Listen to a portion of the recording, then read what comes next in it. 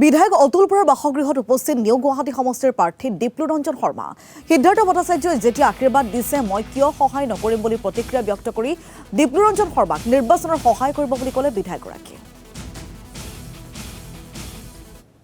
ভাৰতীয় জনতা পাৰ্টিয়ে মোক নিউ গুৱাহাটী সমষ্টিৰ প্ৰাৰ্থিত্ব প্ৰদান কৰিছে আৰু মই আজি আশীৰ্বাদ ল'বৰ কাৰণে আমাৰ অকল দলৰ জ্যেষ্ঠ নেতা বুলিয়ে নহয়, অসমৰ ৰাজনীতিৰ এক শক্তিশালী স্তম্ভ আৰু মই ভাবোঁ যে অসমৰ জাতীয় জীৱনৰ এক শক্তিশালী চৰিত্ৰ।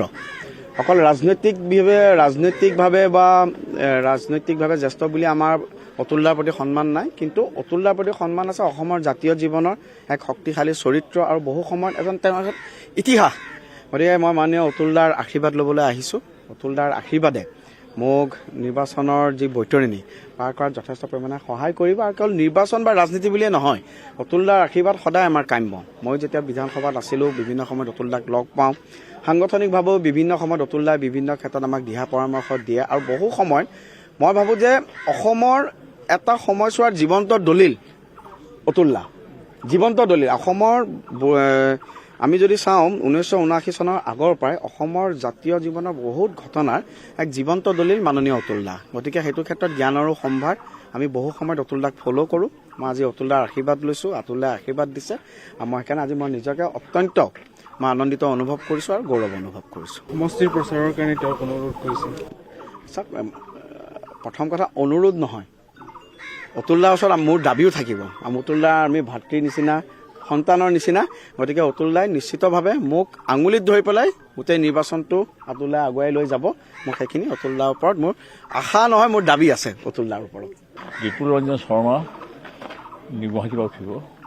নিউ গুৱাহাটীত যিটো আছিলে আগতে আমাৰ দিছপুৰ 52, তাৰ ভালেখিনি অংশ দিছপুৰ 52 সোমাইছে। দিছপুৰ 52ৰ যিখিনি অংশ সোমাইছে, দীপ্লু ৰঞ্জন শৰ্মাই মোক কৈছে যে আপুনি সেইখিনিতে লাগি দিব। মই যদি সেই সীমা চেৰাইও যাওঁ মোৰ দুখ নালাগে, কিয় দীপ্লু ৰঞ্জন শৰ্মা বেলেগৰ কাৰণে এজন বিশেষ ব্যক্তি, মোৰ কাৰণে মোৰ এজন ভাতৃ বা ল'ৰা নহয়, ভাতৃ বা মই খুব ভাল পোৱা এটা মানুহ। মই মানুহ নহয়, মই মানুহ বুলি ক'বলৈ জানে, মানুহ হোৱাগৈ নাই, ল'ৰাই হৈ আছে মোৰ কাৰণে, ডেকা ল'ৰা।